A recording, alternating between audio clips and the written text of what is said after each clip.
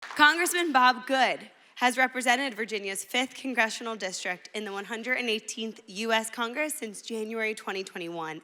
He's a member of the House Freedom Caucus, and he's here with us today with a special message for you. Please welcome Congressman Good.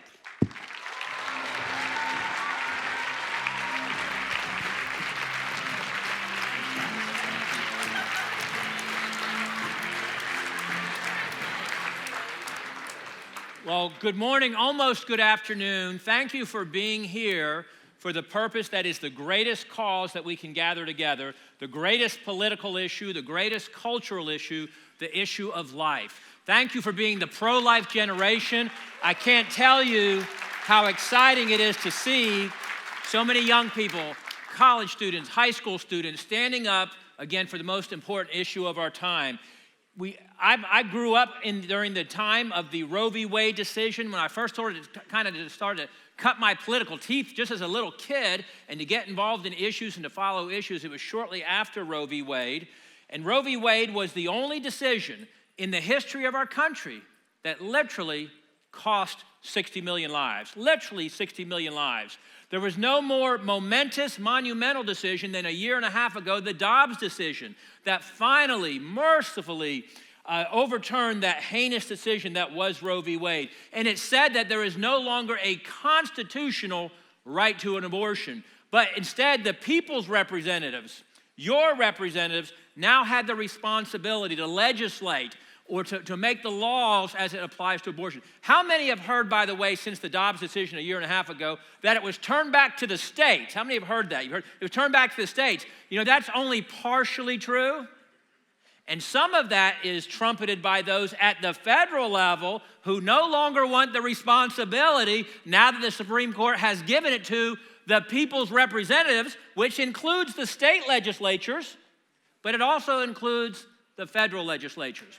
And I have been concerned. Now, this is not political so much, the event. You are trying to change hearts and minds and stand up and be an influence in your circles of influence. But I'm in the political arena. And I call it the Great Departure. All of a sudden, it got really quiet in many political circles, many legislatures on the issue of life once the responsibility came to us.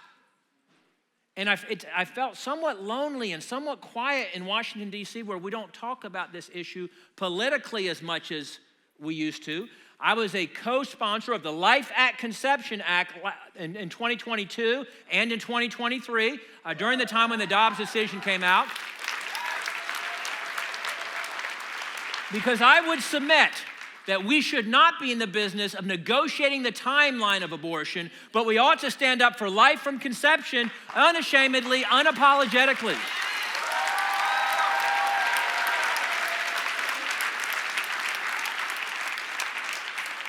Both at the federal level and where we can at the state level, and depending on what state you're in, obviously it impacts the possibilities and the probabilities to that effect. But there is no more important cause. As slavery was the stain on our nation's history in the 1700s and the 1800s, so is abortion in the 1900s and the 2000s. And one day, may we look back with the same contempt and disdain at those who supported abortion like we do at those who supported slavery, because it is the ultimate issue. And there's no issue more important for us to come together and to march. My wife Tracy and I have participated in many marches locally in Virginia, as well as here in Washington, D.C. It was a privilege to interact with many of you yesterday, weathering the storm, literally, the political storm, as well as the physical storm yesterday. But I want you to know that I'm a champion for life from conception. My office is working hard, and I can't say much about this yet until we get it out, but to craft legislation that finds that sweet spot within the Constitution and satisfies my recently becoming hyper-federalist fellow legislatures on what is the appropriate federal role, what can we utilize in the federal law to attack abortion on the federal level. Because we must do everything we can to protect innocent, precious life, unashamedly and unapologetically so.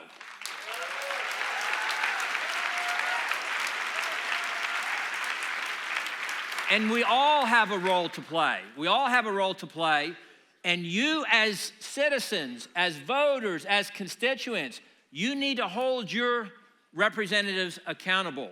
Because there's pro-life and then there's pro-life, right? We all know that's true. There's pro-life and then there's pro-life. And so while it's important to do what we did this week, and I was signed on to the bill that we passed that said, hey, on the college campuses, schools that receive federal money have to inform students about what their rights are as a pregnant student on a college campus, what the resources are and support that is available to them to help them carry a baby to term, to help them understand that they have that option with support. That's important to pass bills like that, but it's even more important to pass bills that frankly restrict and ban abortion because it is a heinous practice that ought to be outlawed. And what does it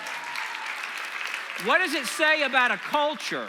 What does it say about a culture that we literally kill the most innocent, the most vulnerable, the most precious life in our communities, in our culture? What does it say about us?